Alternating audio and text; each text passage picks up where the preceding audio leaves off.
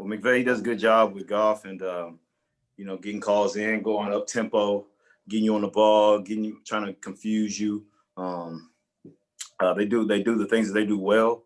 They do them very well. When you have a defense that's looking for guys, trying to line up, trying to get lined up, and you've got confusion, you could beat people in leverage. It's really smart. It's a really smart game plan, and they do a really good job of that. Ruthie?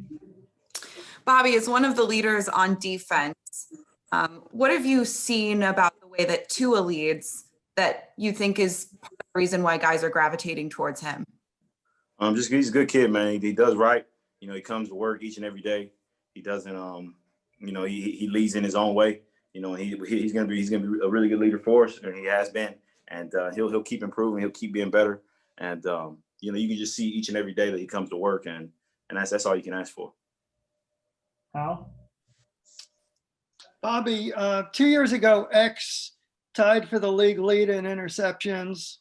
This year, he's got 4 in 4 games. Does it surprise you that quarterbacks are still throwing the ball where he can get it? A little bit, but they have plays called. They got to execute too. They got good players on the other side of the football offensively, and if they want to try and throw it up, it's way less than a 50-50 shot that you're gonna come down with it offensively. So, we appreciate him, keep throwing the ball up, and hopefully keep making plays for us. Travis?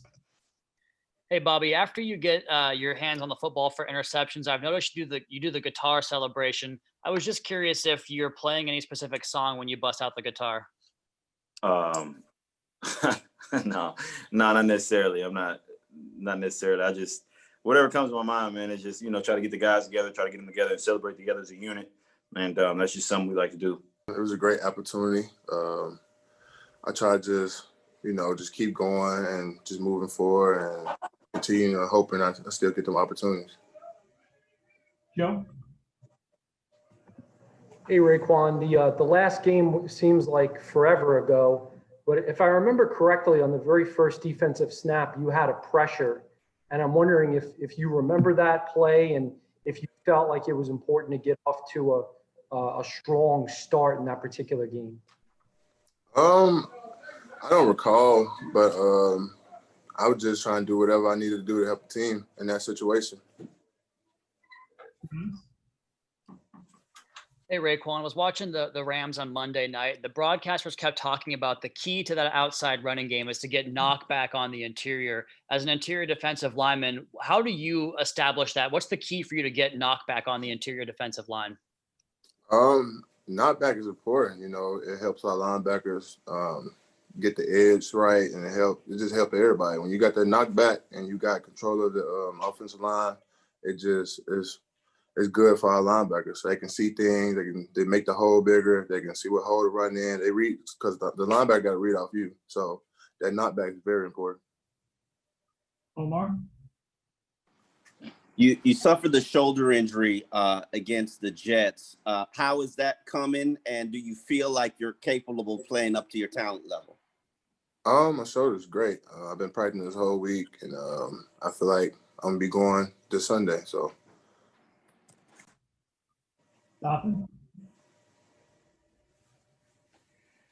Hey, Raekwon, as a rookie, who are some veterans that you've been leaning on for advice or little tidbits to help you improve your game, as you've been going on here this season? I'll start with Abba. He helped me with a lot of things.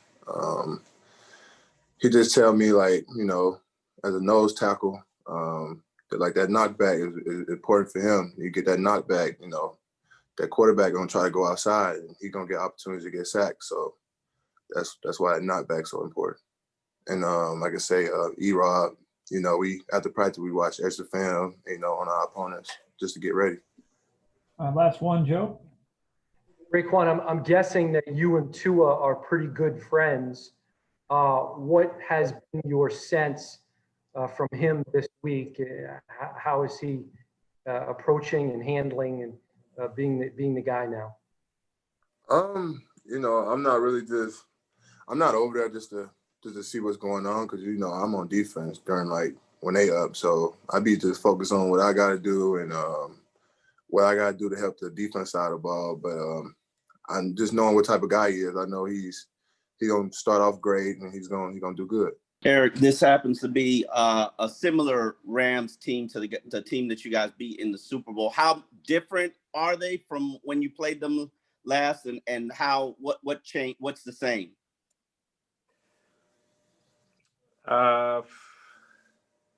What's different? What's different is, man, not even really the players, not the coaches. Actually, what's different is, at least offensive wise, man, not much. Same scheme, same players. Obviously the same head coach. So I would say all those things are the same. Still great players over there, still making plays, still a good team, have a really good scheme every week against, whoever they play. I mean, nothing really changed. Joe? Hey, Eric, good to see you. Coach Flo told us that Jamal Perry, formerly Jamal Wiltz, sometimes I mess that up still, out. Okay, so I don't know if that means maybe some more time for Brandon Jones or some more time for Igbenogany. But just in terms of Perry specifically, can you help explain to me what his role sort of generally is and what he does best, Perry? Yeah, his role is generally the slot defense, as we saw in the Seattle game when Bobby went down, like the backup free safety. I mean, he's pretty versatile. He can go outside if you need him to also. And then on special teams. So, I mean, his role is pretty deep on the team. So, having him injured is, kind of a little bit shot to the secondary, but, that's how the season goes, how the NFL works.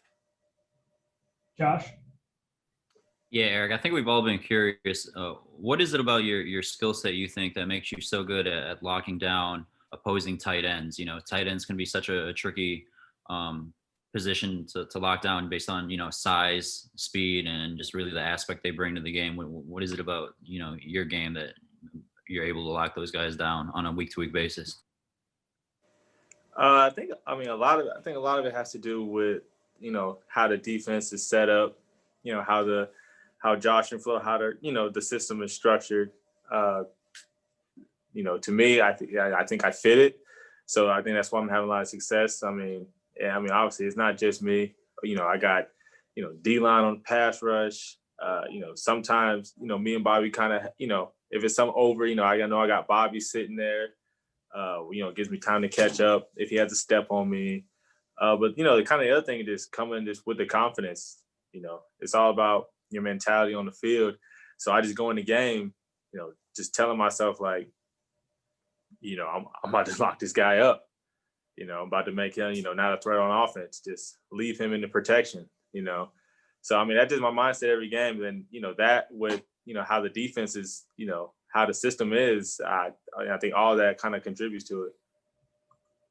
Travis? Hey, Ebro. Earlier this week, Byron Jones talked about how he thinks the communication right now is as good as it's been for you guys as secondary back there so far this season. With so many new pieces and the rookies and the young guys you guys have had to kind of bring along, what are the bye week and that time off do to help you guys improve in those areas and get guys even more acclimated with maybe the mental side of the game? Just more. The only thing you really can't do is just get more reps. Just get more reps. Have more film studies, together talking about, we're going to do this, they come out like in this play, this communication for, we call this play against the, this formation, all that. And so even with the bye week, we had we had a practice and we kind of went through corrections, what we should, what we could do better, kind of just self-scouting and, kind of just all of that, pack that together, because now we got to go 10 weeks straight. So, there's no redo. So, we got to bring them along, and then all that communication, obviously we're going to need it. Omar? I want to ask you about the Rams in terms of all the motions and shifts and things that they do to try to create breakdowns in the secondary. How do you deal with that before the snap? Yeah, we talked about that. We got to keep your eyes on their huddle. So, whatever play call that we have in, we, tell the corners, even me, like, keep your eye on your man, because, you know, they can come out with a receiver in the back and, you know, as a running back position, and, you know, that can screw everything up. So just keep your eyes on your man. Don't just line up in your, you know, in your spot that, you know, you may 90% be in. Keep your eyes on your man. So when they break the huddle, like, you're on it too. And then we already got the communication like ready to go. So none of that breakdown stuff will happen.